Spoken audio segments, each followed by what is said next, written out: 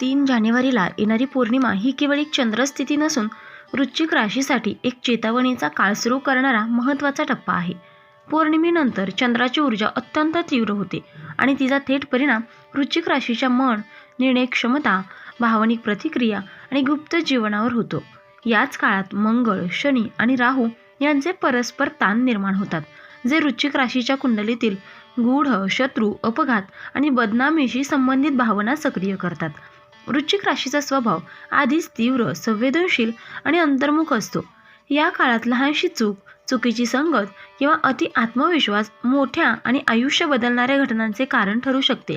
त्यामुळे हा लेख कोणतीही भीती निर्माण करण्यासाठी नसून आधीच सावध करण्यासाठी आणि मोठे नुकसान टाळण्यासाठी दिलेला गंभीर इशारा आहे. 3 जानेवारीच्या पौर्णिमेपासून ते मकर संक्रांतीपर्यंतचा हा कालखंड असा आहे जिथे वृश्चिक राशीने धाडस दाखवण्याऐवजी संयम, शांतता आणि अलिप्तता स्वीकारणे अत्यंत आवश्यक आहे. काही ठिकाणी जाणे, काही लोकांशी मिसळणे आणि काही निर्णय घेणे या काळात टाळले तरच पुढील काळ अधिक सुरक्षित आणि अधिक स्थिर होऊ शकतो. नंबर 1 आहे वादग्रस्त ठिकाणे. कोर्ट कचेरी, पोलीस स्टेशन किंवा चौकशीशी संबंधित जागा. का अत्यंत की धोकादायक? 3 जानेवारीच्या पौर्णिमेनंतर वृश्चिक राशीच्या कुंडलीतील षष्ठ भाव म्हणजेच शत्रू, वाद, केस आणि अष्टम भाव म्हणजेच अपघात, गुप्त आणि संकट आणि द्वादश भाव नुकसान आणि बदनामी एकाच वेळी सक्रिय होतात. याच काळात शनीची कठोर दृष्टी आणि मंगळाचा उग्र स्वभाव एकमेकांवर आदळतो. या ग्रहस्थितीमुळे जुने वाद पुन्हा उकरून काढले जातात. पूर्वी मिटलेले केस अचानक पुन्हा सुरू होऊ शकते. तुमच्या विरोधात पुरावे तयार होऊ शकतात. सत्य असूनही तुमच्यावर संशय घेतला जाऊ शकतो. विशेष धोका कशाचा आहे तर पोलीस स्टेशनमध्ये शब्द चुकीच्या पद्धतीने नोंदवले जाणे, कोर्टात चुकीचा सल्ला मिळणे आणि सरकारी कागदपत्रांमध्ये त्रुटी होणे, कोणीतरी जाणून बुजून अडवण्याचा प्रयत्न करणे. वृश्चिक राशीचा स्वभाव स्पष्ट आणि रोखठोक असल्यामुळे या काळात तुमची आक्रमक प्रतिक्रिया स्वतःच विरुद्ध पुरावा बनू शकते. त्यामुळे कोणतीही चौकशी, वाद किंवा कायदेशीर प्रक्रिया या काळात टाळणे हेच शहाणपणाचे ठरेल. नंबर 2 आहे मद्यपान, पार्टी, गुप्त भेटी किंवा संशयास्पद लोकांचे ठिकाणे. इथे कांड कसे घडते? या काळात राहू आणि चंद्र यांचा मानसिक स्तरावर तीव्र प्रभाव पडतो. यामुळे भ्रम निर्माण होतो, निर्णय क्षमता कमी होते, आकर्षण आणि वासनेवर नियंत्रण राहत नाही. विश्वास चुकीच्या लोकांवर ठेवला जातो. विशेषतः बार, पार्टी, क्लब, खाजगी खोल्या, गुप्त भेटीची ठिकाणे येथे गेल्यास तुमचे बोलणे रेकॉर्ड होऊ शकते. फोटो किंवा व्हिडिओज काढले जाऊ शकतात. तुमच्या विरुद्ध ब्लॅकमेलिंग सुरू होऊ शकते. वैवाहिक किंवा प्रेम संबंधात संशयाचे विष पसरू शकते. वृश्चिक राशीची प्रतिमा बाहेरून शांत पण आतून गूढ असते. या काळात एक चुकीचा प्रसंग आयुष्यभराची बदनामी देऊ शकतो. विशेषतः विवाहित, प्रतिष्ठित किंवा सामाजिक जबाबदारी असलेल्या लोकांनी या ठिकाणांपासून पूर्णपणे दूर राहणे आवश्यक आहे. नंबर 3 आहे प्रवासातील धोकादायक ठिकाणे. रात्रीचा प्रवास, निर्जन रस्ते, पाण्याजवळची ठिकाणे. पौर्णिमेनंतर चंद्र आणि मंगळ यांचा संघर्ष वृश्चिक राशीसाठी शारीरिक पातळीवर परिणाम करणारा ठरतो. याचा थेट परिणाम अपघात, घसरून पडणे, जखमा, रक्तस्राव, अचानक घडणाऱ्या घटनांवर. विशेष धोका कशात आहे तर रात्रीचा वेगवान वाहन प्रवास, ओसाड रस्ते किंवा निर्जन परिसर, नदी, तलाव, समुद्र, खोल पाणी, मद्यपान करून वाहन चालवणे किंवा थकलेल्या अवस्थेत प्रवास.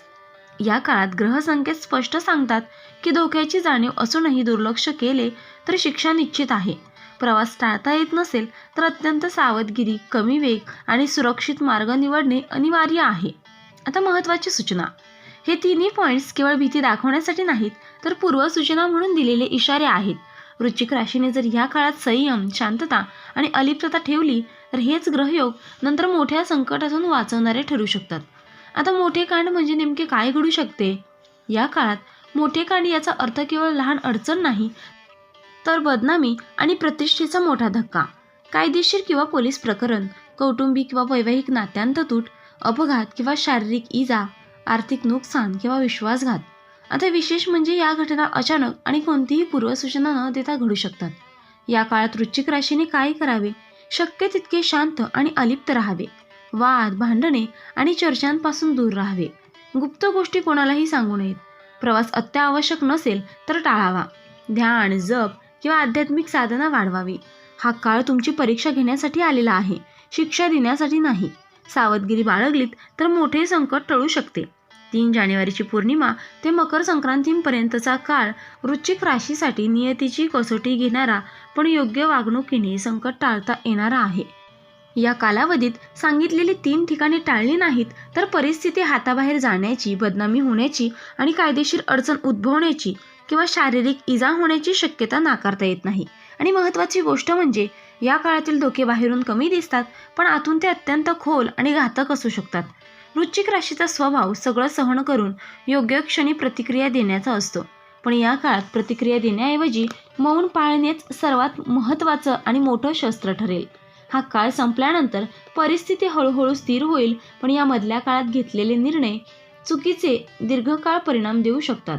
त्यामुळे संयम, शहाणपण आणि सावधगिरी यांनाच प्राधान्य द्या. ग्रह तुमच्या विरोधात नाहीत पण ते तुम्हाला शहाणं वागायला भाग पाडत आहेत. हा इशारा वेळेत समजून घेतला तर मोठे कांड टळू शकते आणि पुढील काळात नवीन दिशा, नवीन निर्णय आणि अधिक सुरक्षित भविष्य तुमची वाट पाहत असेल. तर मित्रांनो, व्हिडिओ आवडला असेल तर व्हिडिओला लाईक करा, चॅनलला सबस्क्राईब करा आणि हो, तुम्हालाही तुमच्या राशीची अंगठी हवी असेल तर डिस्क्रिप्शनमध्ये मी त्याची लिंक दिली आहे, तिथे जाऊन तुम्ही ती खरेदी करू शकता. व्हिडिओ पाहिल्याबद्दल धन्यवाद. श्री स्वामी समर्थ.